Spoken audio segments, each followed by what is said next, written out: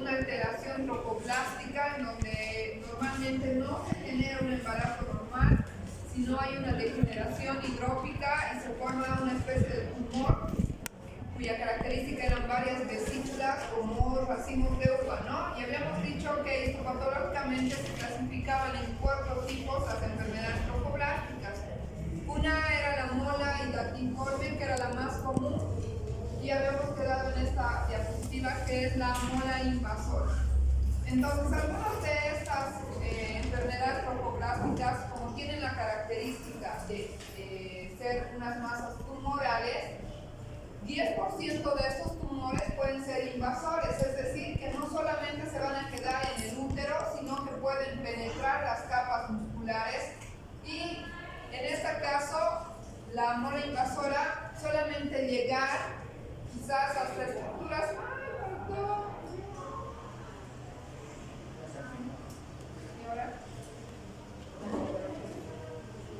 llegar a estructuras vecinas, pero sin llegar a hacer metástasis, a diferencia de lo que va a ser la clasificación maligna, que sería el coriocarcinoma, ¿no? ¿Y ahora?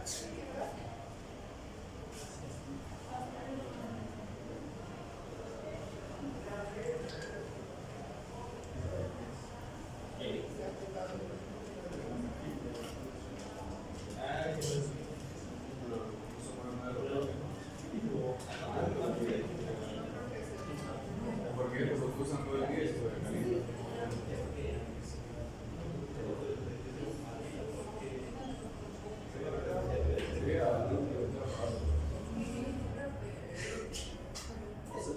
Se activaba.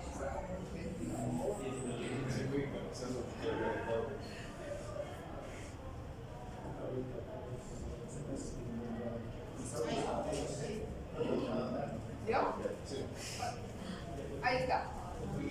Entonces, chicos, les decía que un mínimo porcentaje, la mayoría hemos visto que es la mola hidatiforme, ¿no? El 10% va a ser una mola invasora, que no va a metastatizar hacia pulmones, cerebro, como en el caso del coriocarcinoma, pero que puede invadir el espesor del grosor muscular o algunas veces puede llegar un poquito hacia los lados del útero, ¿ya? Esta puede persistir en algunos casos y puede dar alguna vez metástasis, pero es raro que dé metástasis.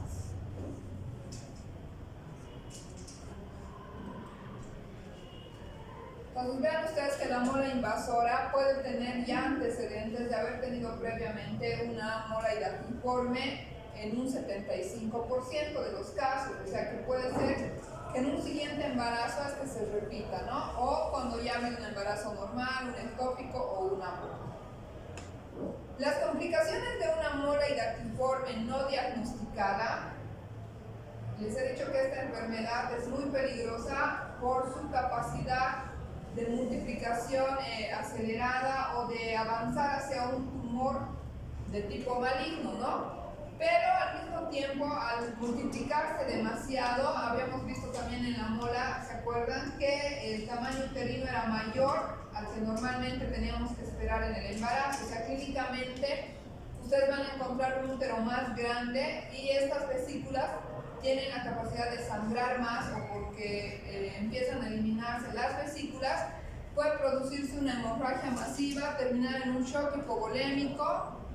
En algunos casos, como en la mola invasora, puede perforar el útero y dar una infección localizada o convertirse en una peritonitis. También puede estar asociada por el aumento del HCG en el incremento de la presión arterial en la paciente, dándonos una preeclampsia severa, que se caracteriza por aumento de la presión arterial en una mujer embarazada y que además puede llegar incluso a convulsionar, ¿no? Por irritación, por incremento de la presión arterial.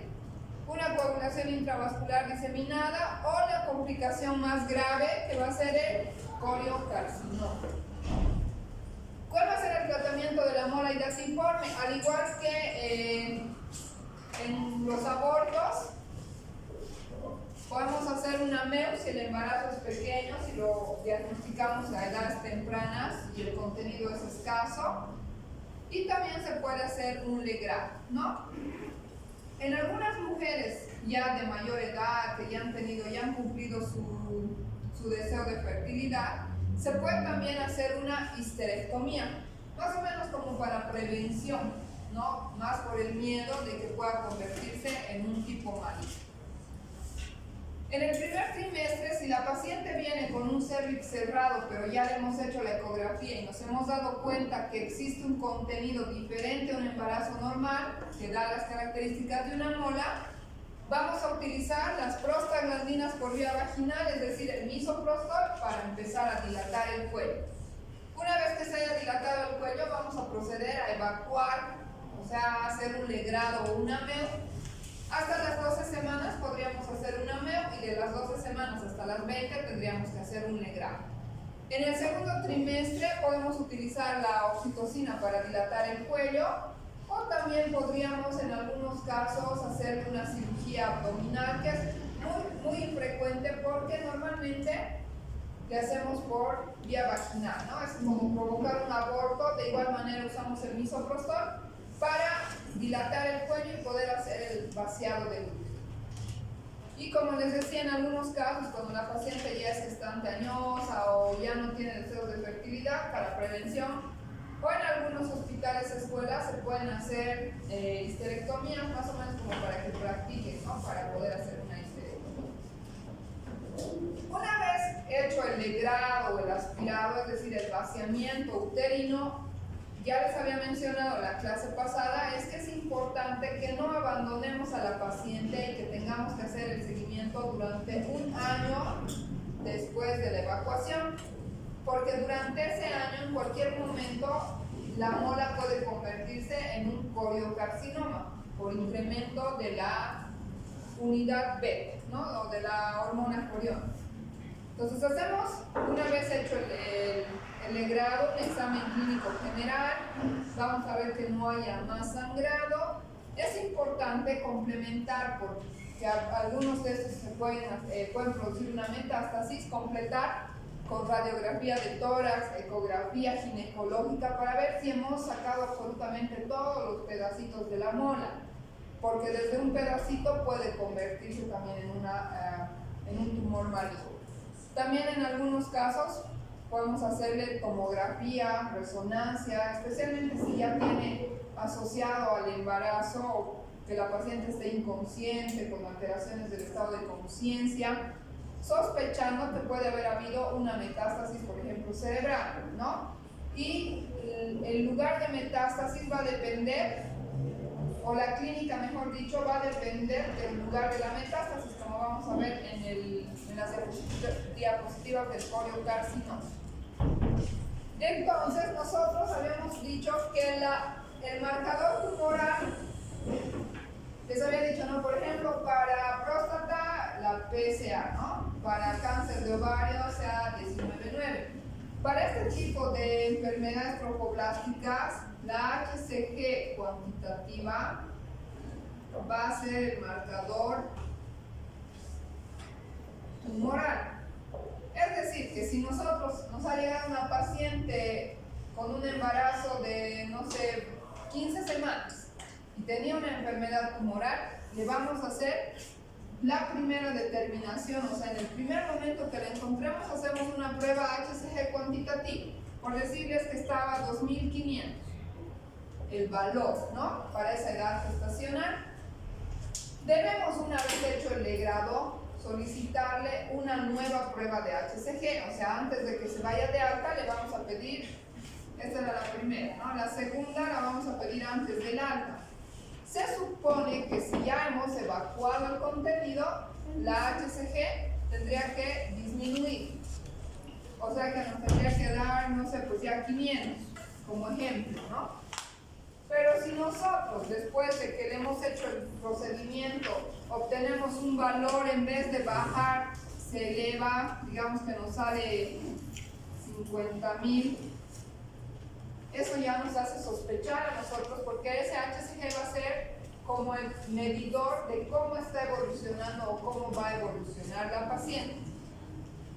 En el caso de que el resultado vaya disminuyendo, después de hacerle la primera prueba antes del procedimiento, le hacemos la segunda después del procedimiento, y así vamos a hacerle cada semana en el primer mes. El objetivo de este control es que la paciente, después de la evolución, llegue a tener 0 de HCG, para que nosotros estemos tranquilos y ya sepamos que no está yendo hacia algo mal. Entonces le vamos a hacer cada semana en el primer mes, del segundo mes en adelante cada 15 días, luego cada mes hasta el sexto mes y bimestralmente hasta que la paciente tenga 1 año después del procedimiento. Y es importante que esa paciente no se embarace durante el control del HCG que le vamos a hacer. ¿Entienden? Entonces, el objetivo es que llegue a negativizarse o ponerse 0, de lo que habíamos encontrado en el primer control. En algunos casos, esta HCG o este tipo de enfermedad, les había dicho que se puede convertir, y esto del HCG, por si acaso, puede ser pregunta de examen, porque es importante que ustedes lo recuerden y sepan que tienen que hacer sí o sí un control del HCG en estas pacientes, ¿ya? Entonces, el coriocarcinoma va a ser la variante poco frecuente de una enfermedad trofoblástica, es apenas 1 en 10.000, pero es realmente fatal si la paciente la llega a tener. Es decir, que en 1 semana incluso la paciente se puede morir si es que es un coriocarcinoma. Entonces, su característica fundamental es provocar una metástasis a distancia muy precozmente, a diferencia de otros tumores, no sé, un cáncer del pulmón que va a tardar meses en hacer metástasis. En este caso, es tan rápida que si nosotros no hacemos el diagnóstico, podríamos tener una muerte materna, ¿no? Entonces, en ese caso, si es que hubiera o se diagnostica histopatológicamente, porque el que nos va a decir que es un coriocarcinoma va a ser el patólogo. Por eso les decía que siempre que ustedes vayan a retirar unos restos de un aborto o hagan una ME o un legrado, siempre manden el tejido a estudio histopatológico para que el especialista nos diga esto es un coriocarcinoma, ¿no? Y nosotros podamos inmediatamente utilizar drogas citostáticas, es decir, que le vamos a hacer una quimioterapia, inmediatamente nos digan que este es un coriocarcinoma. Este es un tumor maligno, igualmente del epitelio del trofoblasto. El músculo uterino y los vasos sanguíneos inmediatamente se empiezan a invadir con estas zonas de necrosis y hemorragia y se van diseminando primero al útero. El útero puede como que reventar, para que me entiendan. Voy a hablar en entonces el útero va a romperse prácticamente porque el tejido es muy friable. Una masa tumoral, no sé si alguna vez han visto un tumor, por ejemplo, de cuello uterino o de útero, se empieza a deshacer así como si fuera carne molida y empieza a oler feo y se vuelve oscuro. Entonces, así se puede, en el coriocarcinoma también el útero, perder esa integridad y diseminarse sitios distantes, especialmente los pulmones. Por eso es que pedimos rayos X de tórax, el cerebro, el hígado, la pelvis, el vaso, intestinos y el riñón. Entonces hay que hacerle tomografía. Obviamente que no en todos los hospitales, si ustedes no van a pedir, ¿no?, tomografía de pies a cabeza en una mola que estén sospechando. O sea, hay que ver la clínica y la disponibilidad de esos servicios. Pero cuando ya la paciente empieza a tener, no sé, dificultad respiratoria, vean en el rayos X una imagen de una mancha, por decirles, después de haber tenido una enfermedad trofoblástica, obviamente en esos casos sí le van a tener que obligatoriamente pedir tomografía, ¿no? Macroscópicamente se va a ver como una masa muy friable, como rojiza, localizada al principio en el útero, pero luego va a ir infiltrando a los tejidos vecinos y se va a ir como que deshaciendo todo.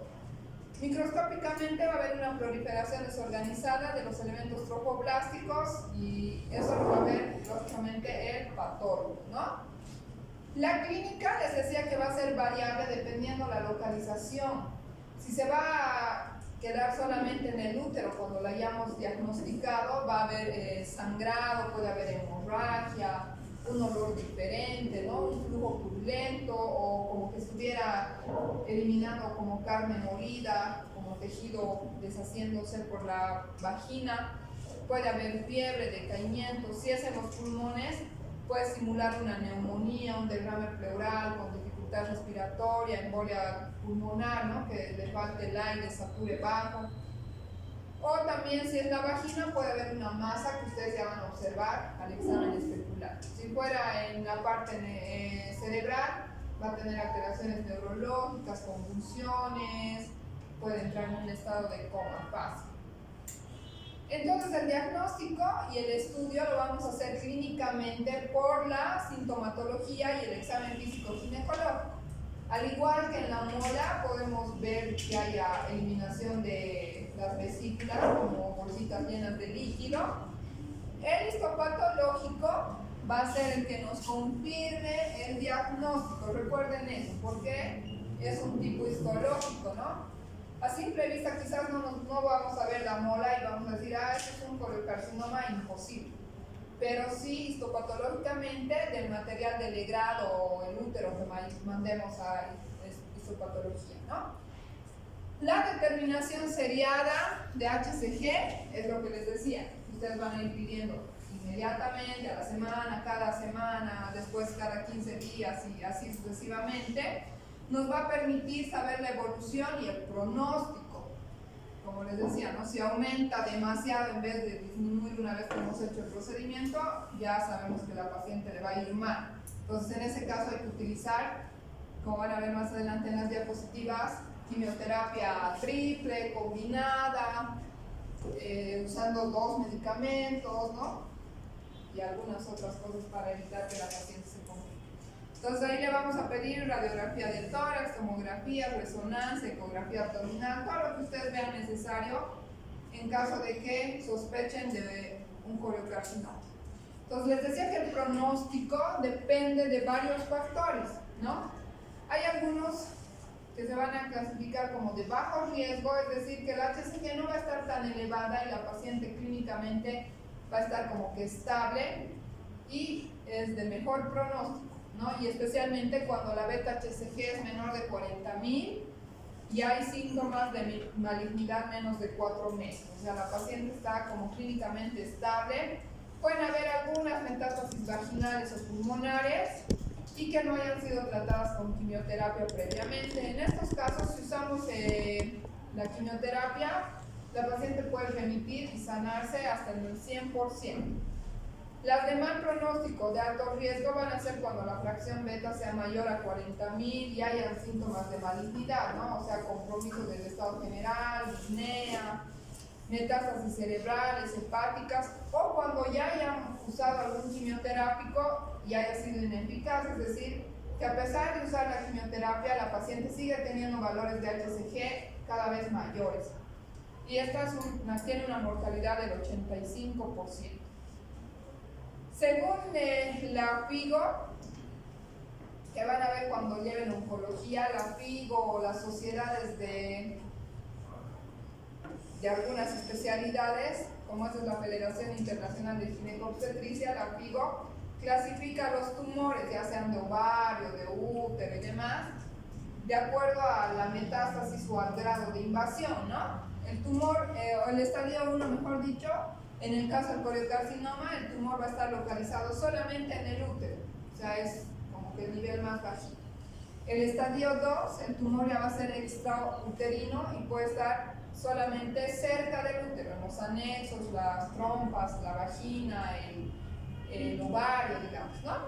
En el estadio 3 ya va a haber una metástasis pulmonar y puede ser que también ya haya un foco primario genital o uterino. Y el estadio 4, como en todos los tumores, va a significar que ya está diseminado, hay una metástasis a distancia.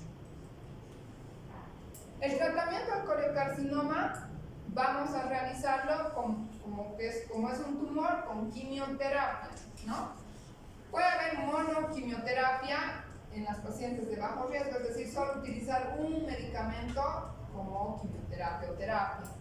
Y la poliquimioterapia va a ser para pacientes de alto riesgo, o sea que no respondan rápidamente a un solo citostático. La cirugía puede estar indicada en el estadio 1 porque solo está localizada en el útero. Entonces, en ese caso, sí podríamos hacer una histerectomía y un control de HCG y quizás todo vaya bien, ¿no? Las pacientes con bajo riesgo, el medicamento de elección va a ser el metotrexate. Recuerden ese nombre porque lo van a ver también en embarazo ectópico, por ejemplo. El metotrexate es un quimioterápico, un citostático, perdón, como que relativamente seguro y que se utiliza en varias patologías, no solamente ginecológicas. Esta se va a utilizar kilogramo día durante 5 días. Y hay esquemas, ¿no? De utilizar el día 1, 3, 5, 7 y combinarlo con ácido folínico o ácido fólico, como no hay ácido folínico en el país. En algunos casos, opcionalmente, podemos utilizar la actinomicina y si hay resistencia, utilizar combinados, ¿no? Si hay enfermedad residual, es decir, que a pesar de la quimioterapia vuelve a aparecer como un poquito, se puede hacer una histerectomía a estas pacientes. En las pacientes de alto riesgo, este tratamiento del coriocarcinoma no está específicamente para el oncólogo. O sea, nosotros como ginecólogos sí podemos hacer este manejo porque es relativamente sencillo y no tiene tantos efectos secundarios el uso del metotrexato, ¿no? Pero también podríamos remitirlo a un oncólogo. Las pacientes de alto riesgo podemos utilizar quimioterapia triple combinando metotrexato, vinplastina y actinomicina. Esto especialmente en las pacientes que tengan resistencia al tratamiento o que tengan más sintomatología, ¿no? En casos de metástasis cerebral se puede hacer una irradiación o cirugía específicamente para el órgano afectado. Entonces, el tratamiento con quimioterapia debe efectuarse en series de 5 días, pero no 5 días seguidos, ¿no? Sino, les he dicho, día 1, descansamos un día, 3, descansamos otro, 5, un día y 7. Entonces, con descanso de una semana, mientras la paciente tolere y además vayamos a determinar los títulos de HCG. Es decir, si con un ciclo de quimioterapia la paciente llega a tener 0 de HCG, no le vamos a repetir en una semana, ¿no? Pero en casos en los que vuelva o siga alto, en esos casos sí podemos repetir la quimioterapia la siguiente semana. El cuarto tipo de enfermedad trofoblástica es el tumor trofoblástico del sitio placentario, es decir, que se va a limitar generalmente al lugar donde esté implantada la placenta. Estas van a ser células trinucleadas que invaden o infiltran el miometrio. La HCG casi siempre va a estar baja o normal, no va a estar tan elevada, entonces eso nos dificulta el diagnóstico un poco, pero va a haber también una evaluación histológica e inmunohistoquímica para poder detectar, es decir, que el patólogo nos va a decir era un tumor del sitio placentario, pero no vamos a poderlo diagnosticar a simple vista o en primera opción. Y este es un tipo que no tiene mucho grado de metástasis, ¿no? O sea, es relativamente leve, ¿no? O no es tan severo como el coriocarcinoma.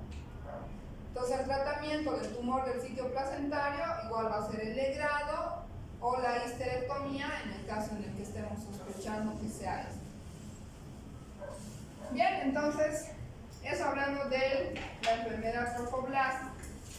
Ahora, al final vamos a quizás tomar los puntos claves para poder la siguiente semana dar el examen. Ya había sido tan rápido, recién me han hecho dar cuenta mis compañeros que ya es la siguiente semana. Normalmente era el último en Gineco, pero como lo han adelantado, ni modo vamos a dar de los temas que avancemos hasta hoy.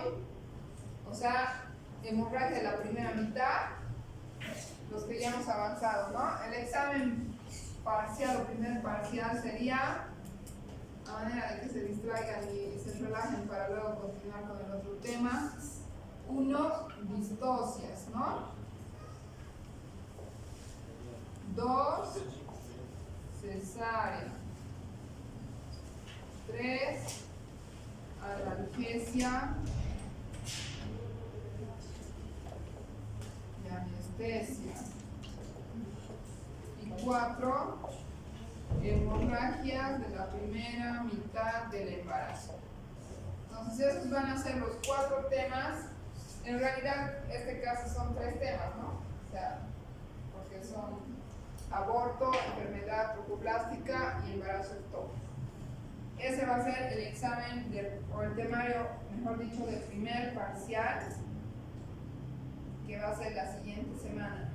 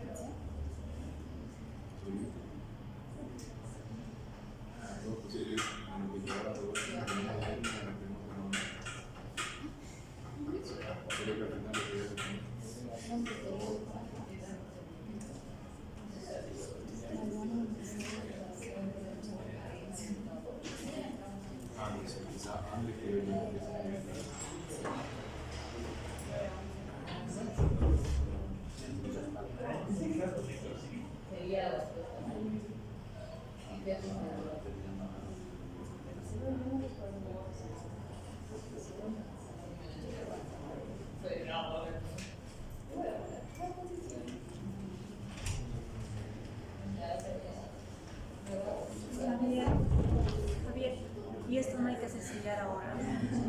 Eso no sé. Quería preguntar, pero me viene acá. Directamente. Sería preguntar información, pero no hay nada. No sé lo que nos ha pedido.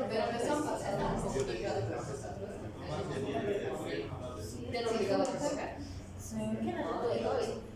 Cambiar, pero has recogido de abajo. No, Ya que la te dio cuarto por fotocopiadora. No me digas que te dio cuarto. Bien, ahora sí vamos a continuar entonces. Por eso, porque yo me había guardado. Digo, todas las cepas las teníamos. El tercer tema de la hemorragia en la primera mitad es el embarazo ectópico. Y también es que común o ya han debido escuchar, ¿no? Alguna vez hablar de embarazo ectópico. Entonces el embarazo ectópico va a ser la implantación y el desarrollo del óvulo fecundado, es decir, que ya se ha producido la fecundación, para que se acuerden antes de que les maree y creo que hay aquí una imagencita de lo mejor no, para que no se confunda.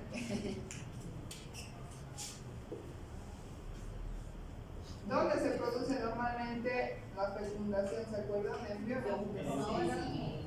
la trompa, ¿no? Los espermas entran por aquí,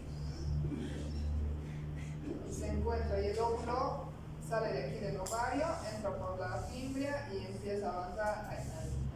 Y el esperma avanza, ¿no? Entonces, normalmente en un embarazo se produce la fecundación ahí en la trompa. Si todo está bien, el huevito va a empezar a caer y se va a ir dividiendo, ¿no? Se divide en el camino y llega aquí como una mórula y ya luego empieza a desarrollarse el bebé y las membranas y demás. Entonces, eso no ocurre en un embarazo ectópico. En un embarazo ectópico, la implantación, es decir, ya se ha fecundado en la trompa, pero puede quedarse ahí mismo y se implanta, ¿no? Ahí en la trompa, o puede avanzar más allá en el cuerno, puede avanzar, como vamos a ver, las localizaciones, como las localizaciones de los diferentes tipos de embarazo ectópico. Pero la implantación se va a producir en un sitio diferente que no sea en la cavidad uterina. Entonces, este puede implantarse a nivel del cervix, por eso se llama ectópico cervical. Puede ser en la trompa y puede ir en cualquiera de sus porciones, ¿no? Ampular, ísmica, intersticial o infundibular. En algunos casos puede haber un embarazo ectópico abdominal, es decir, que se haya roto quizás el uterito y el bebé ha empezado a formarse abdominal. O a veces, en vez de irse el huevo fecundado hacia aquí, se ha venido por aquí y se pega, ¿no? a la pared del útero. O también puede ser que haya un embarazo heterotópico. Ese es cuando simultáneamente va a haber un embarazo ectópico y un embarazo intrauterino. Es raro que se presente uno en miles, pero pueden haberse fecundado dos óvulos, uno que se va a quedar dentro del útero y otro que va a ser ectópico, o sea, fuera del útero. Esa es una variedad, ¿no? De embarazo ectópico también. Entonces ahí vean, si va a estar en el cuello, si se baja hasta el cuello, y este es uno de los más peligrosos porque esta zona tiene a los grandes vasos, ¿no? Las arterias uterinas. Entonces el cuello es bien irrigado. Entonces si nosotros intentamos hacer una cirugía en esta zona, a veces sangra demasiado. Hay que tener mucho cuidado en los casos de embarazo cervical. Puede haber un abdominal que se ha salido hacia la cavidad, puede irse al ovario o encontrarse en la trompa, ¿no? El embarazo ectópico va a tener una frecuencia de 1 en 100 o 200 mujeres, o sea que una de 100 puede tener un ectópico.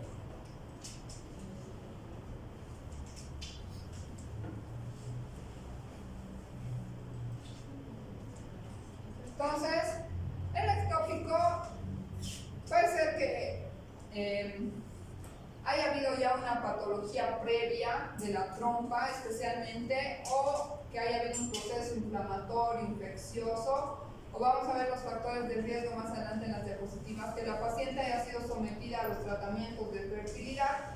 En esos casos es más frecuente que sí el embarazo se localice en un sitio externo, ¿no? O hay algunos que sin causa aparente, la paciente era normal, sana, no tenía antecedentes de nada y aparece un ectópico, pero igual se puede complicar, ¿no? Entonces les decía, hay factores de riesgo, por ejemplo, alteraciones en el oviducto, es decir, las trompas o el ovario, que haya tenido, no sé, salpingitis, inflamaciones pélvicas, que haya tenido alguna adherencia, cirugías previas, o defectos en el huevo, es decir, que genéticamente el embarazo tiene algo que ha hecho que se fije en otro sitio diferente.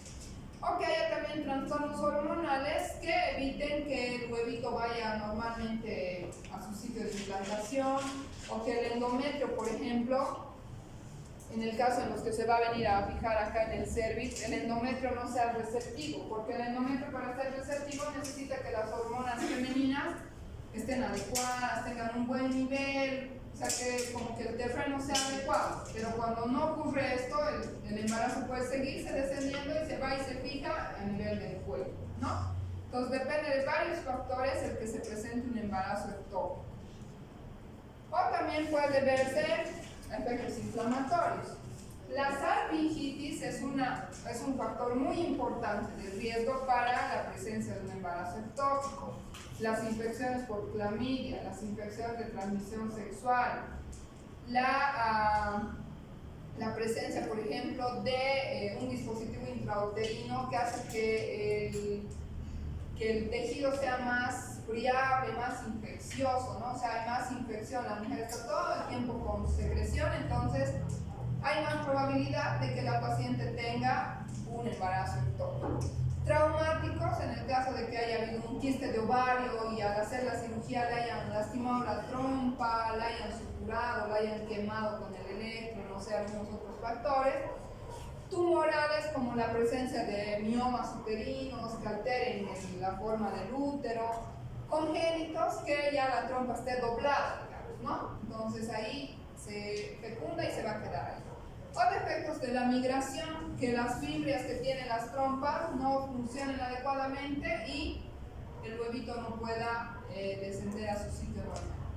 O los tratamientos de esterilidad, como la fertilización in vitro, que hace que haya manipulación, ¿no? Se punza para sacar el huevo o el óvulo, luego se lo vuelve a colocar. Entonces en esos casos a veces se implanta inadecuadamente porque no es un ciclo normal ese embarazo. O puede haber también factores embrionarios como malformaciones embrionarias o alteraciones cromosómicas que llevan a que el embarazo se fije inmediatamente en el sitio de la fecundación. Entonces el embarazo tubárico, que es el más común o el más frecuente, puede irse en varias porciones de la trompa, ¿no? Puede ser intersticial, en la fimbria, en la ampolla. Entonces ese es el más variable. ¿Y cómo va a evolucionar un embarazo ectópico? Una paciente con embarazo ectópico puede estar tranquila en la calle sin enterarse que estaba con un embarazo ectópico, caminando feliz y resolverse espontáneamente. Como les decía, algunos casos, por ejemplo, se muere el embrión y ahí mismo se va a deshacer el tejido y no pasó nada, y se dio cuenta que estaba con embarazo ectópico.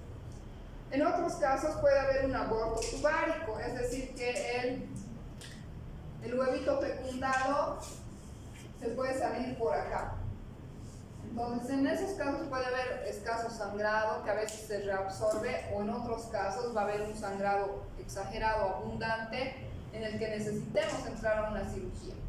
Pero los casos más graves o la evolución más grave del embarazo ectópico va a ser la rotura de la trompa. Imagínense un embarazo aquí que crezca como en el útero, así de 30 centímetros, 3,5 kilos, eso sería imposible, ¿no? Porque la trompa tiene un diámetro más o menos de 2 milímetros. Entonces, ¿qué pasa si el embrioncito que era microscópico o el huevito empieza a crecer, a crecer, a crecer? 9, 10 semanas que ya alcanza como 5, 7 centímetros, ahí va a reventar la trompa, ¿no? Por la presión que ejerce sobre la trompa. En ese caso, entonces, va a haber una rotura de la trompa. ¿Y qué pasa si va a haber una rotura de la trompa? Va a haber sangrado que va a estar dentro del abdomen, ¿no? Y en el abdomen no debe haber nada de sangrado ni líquido, porque cuando empieza a haber líquido empieza a irritar, a doler el abdomen. Esta es una ecografía, chicos, de un embarazo tubárico. Vean aquí el uterito. Está vacío o no tiene el contenido normal de un embarazo, pero sí en esta zona, lo que es la trompa, ahí está creciendo el embarazo ectópico, ¿no? Pues las manifestaciones clínicas van a depender de la evolución de este embarazo ectópico. Como les decía, hay algunas que van a estar tranquilas, leve dolor abdominal, puede ir aumentando el dolor de intensidad, especialmente antes de que se rompa, ¿no? La hemorragia vaginal va a estar presente. La triada típica de un embarazo ectópico va a ser la ausencia de menstruación, es decir, la amenorrea, ¿no? La paciente no va a tener menstruación, va a estar embarazada y en ese caso, lógicamente, va a tener una HCG positiva, ¿no? Si se hace una pruebita, ya sea de orina o en sangre, la prueba va a ser positiva.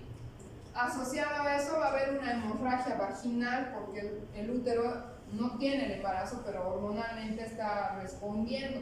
Entonces, en ese caso puede haber escaso sangrado que la paciente puede venir sospechando de una amenaza de aborto, por ejemplo, ¿no? Y en este caso, el sangrado típicamente va a ser oscuro, va a ser como bola de café, así negrito oscuro.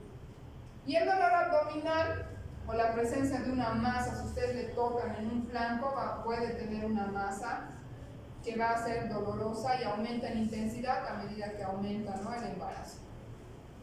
Entonces, al inicio puede ser asintomática o oligosintomática, ¿no? Va a variar la evolución. Si hace una semana estaba asintomática, en una semana ya puede romperse eso y ya presentar síntomas de hasta un shock hipovolémico, porque estas pacientes también, como no existe la misma proporción del grado de complicación que con el sangrado. Puede sangrar 2 cc, pero internamente puede haber 3 litros de sangre. Entonces no podemos nosotros decir que por la cantidad transvaginal que veamos, la paciente está, digamos, bien, ¿no? Porque si la paciente ya se ha roto el embarazo, va a tener taquicardia, sudoración, va a estar descompensada, se va a hipotensar, el dolor va a ser intenso, va a estar pálida, diaforética. En esos casos ya la paciente está descompensada, ¿no? Entonces al principio de estar asintomática puede empezar el leve dolor hasta que ya se rompió y se complicó, y en ese caso sí ya se ha roto, ¿no? Igual la paciente, como está embarazada, puede tener náuseas, vómitos, esos típicos síntomas de un embarazo. Cuando el embarazo ectópico no está roto, es decir, que la paciente está ligeramente estable o estable, es importante hacer una buena historia clínica. Le vamos a preguntar a la paciente hace cuántas semanas no le viene la menstruación, qué síntomas tiene, ¿no? Y al igual que en el aborto o en la mola, el gol estándar o el que nos va a ayudar a determinar si es o no un embarazo ectópico, es o no un aborto o una mola, va a ser la ecografía, ¿no? En ese caso va a haber ausencia de gestación uterina. No sé si algunos ya han tenido la oportunidad de ver ecografías en su práctica o que les hayan mostrado, más o menos así es. Este es un útero, ¿no? Entonces ahí está un útero que parece así una media y tiene una cavidad endometrial. Si hay un embarazo van a ver ahí el sangrito, el bebé flotando, no sé. Pero cuando sea un embarazo ectópico se va a ver un poco de reacción, puede haber así como engrosado, pero la paciente tiene prueba de embarazo y ya son como 8 semanas por la fecha de última menstruación, ¿no? Le preguntan a la paciente desde cuándo no te baja y les va a decir ahora es marzo, en enero. Entonces se supone que ya debería estar ahí el bebé, todo normal. Entonces en esos casos sospechan, le hacen la ecografía, ven un poco de reacción y el ecografista en la trompa ahí sí va a ver, ¿no? Un embrión, o tal vez el embrión se ha muerto, pero sí el saco está ahí en la trompa. Entonces en la ecografía nos muestra ausencia de gestación intrauterina, o sea que no va a haber un embarazo dentro del útero. La fracción HCG también la pueden cuantificar en el aborto y típicamente para los embarazos ectópicos la HCG va a estar superior a 1500, o es como un marcador o un corte, ¿no? Un corte de que más de 1500 con ausencia de embarazo dentro, o sea, con ausencia de bebé dentro del útero, pero con una HCG mayor a 1500, sospechan de un embarazo ectópico. Y el tratamiento puede ser, o vamos a hacer en estos casos, una laparoscopía, ¿no? Cuando la paciente ya esté en fase de shock, es decir, que la paciente ya se ha roto su embarazo ectópico, vamos a hacer una ecografía y tenemos que ingresar inmediatamente a una laparoscopía, es decir, a una exploración para ver de dónde está sangrando, limpiar, lavar y lógicamente cerrar el sitio, ¿no? O suturar el sitio donde se ha roto. En algunos casos se hacía antiguamente la curvocentesis. Esos se realiza por vía vaginal.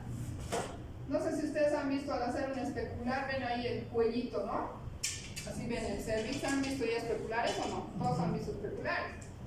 Pues le meten el espéculo, ven, y aquí al fondo se ve como la vagina, ¿no? Aquí están las paredes vaginales, arriba, los costados. Entonces, la curvocentesis consiste en agarrar una jeringa con un alargador, puede ser, y pincharla en esta zona, en la vagina, en el fondo de saco que nosotros llamamos. Es como un pliegue, ¿no ve? El útero está ahí como una bolsita alrededor del cuello. Entonces pinchamos, sacamos, si nosotros logramos, porque cuando hay un ectópico ya con gran volumen de sangre ahí dentro, esta zona va a estar abombada, porque por la presión o la gravedad el líquido está abajo, ¿no ve? O sea, está en la pelvis. Entonces va a estar abombado, introducimos la jeringa, aspiramos, si aspiramos sangre que va a salir en la jeringa, típicamente en el embarazo ectópico esa sangre no coagula. Ustedes la mueven y no va a formar coágulos. Porque ustedes si sacan sangre de, por ejemplo, de una vena o de donde sea, sacan sangre, el tiempo de coagulación, ¿no ve? Unos 13 segundos coagulado. Entonces así va a estar como un coágulo duro. En cambio en estos del ectópico, si ustedes hacen esa función sospechando de que funcionan y sacan sangre, esa sangre no va a coagular. Entonces eso es una puldocentesis positiva. Eso se hacía antes cuando no había ecografía o si están en el campo y no saben si eso no es un ectópico, ¿no? En ese caso sí le pueden hacer eso. Diagnostican por la ecografía que es un ectópico o por la clínica, inmediatamente hacer una laparoscopía. Debemos hacer un diagnóstico diferencial porque no solamente el ectópico va a sangrar o va a tener dolor, entonces lo hacemos con las hemorragias de la primera mitad, la mola, el aborto, un quiste de ovario torcido, algo que le genere dolor abdominal, una apendicitis, miomas, anexitis, inflamaciones pélvicas, ¿no? El tratamiento del embarazo ectópico va a depender mucho del grado o en qué estadio esté, ¿no? Se puede hacer una observación y un tratamiento incluso médico, y les decía, no se van a acordar del metrotexato, con metrotexato se puede hacer un tratamiento médico, es decir, no le operamos a la paciente, pero eso solo en los casos indicados. Eso se va a hacer cuando la masa sea menos de 3 centímetros, la trompa no esté rota, la HCG sea baja, menos de 1000, e incluso si el embrioncito no tiene latido, está muertito, ya es chiquito, se supone que no va a seguir creciendo ese embarazo, ¿no ve? Entonces en ese caso se puede hacer un tratamiento médico. Cuando la paciente está estable hemodinámicamente, asintomática, se puede utilizar metrotexato los días 1, 3, 5, 7, le vamos pinchando intramuscular y hacemos controles ecográficos. Si vemos que el saquito se va disminuyendo, se desaparece, no hacemos cirugía. Pero en otros casos, especialmente cuando ya se ha roto, la paciente está con shock, está con síntomas de que hay una hemorragia, en esos casos hacemos una cirugía. Se puede hacer de acuerdo al tamaño del saco, si la ruptura es demasiada, una plastía tubárica, o sacamos toda la trompa, o si ya ha comprometido el ovario y está sangrando, sacamos trompa y ovario. Entonces hay diferentes tipos de técnicas quirúrgicas para estos casos, ¿no? Vean, esta imagen es un embarazo ectópico cervical, ¿no? Este es el útero, todo esto es el útero y este es el cuello, ¿no? Entonces la parte terminal, aquí se ha situado el saquito, ya por aquí. En esos casos podríamos hacer con la cánula de Ameu, ecoguiado, llegamos a perforar o introducimos por el cuello. Si logramos tocar el saco, aspiramos y podemos utilizar metrotexato. Ahora sí, la mayoría de los cervicales a veces, como les decía, sangran tanto que podemos terminar en una histerectomía. Entonces hay que tener una buena técnica para no sacar el útero, especialmente si la paciente no tiene ningún hijito, ¿no? En este caso es joven la paciente. Entonces ahí está el embarazo cervical, es muy infrecuente, pero existe esa posibilidad y va a ser más complicado.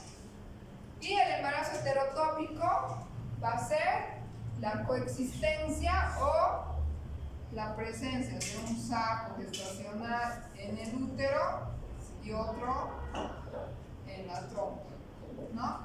Los dos, se han implantado dos. En estos casos podemos hacer una cirugía de extracción de ese embrión, de ese saco, y manejar como una amenaza de aborto, darle indometacina, hormonas, hacer todo para mantener el embarazo del útero, ¿no? En estos casos no podríamos utilizar metrotexato porque haría que los dos embarazos desaparezcan.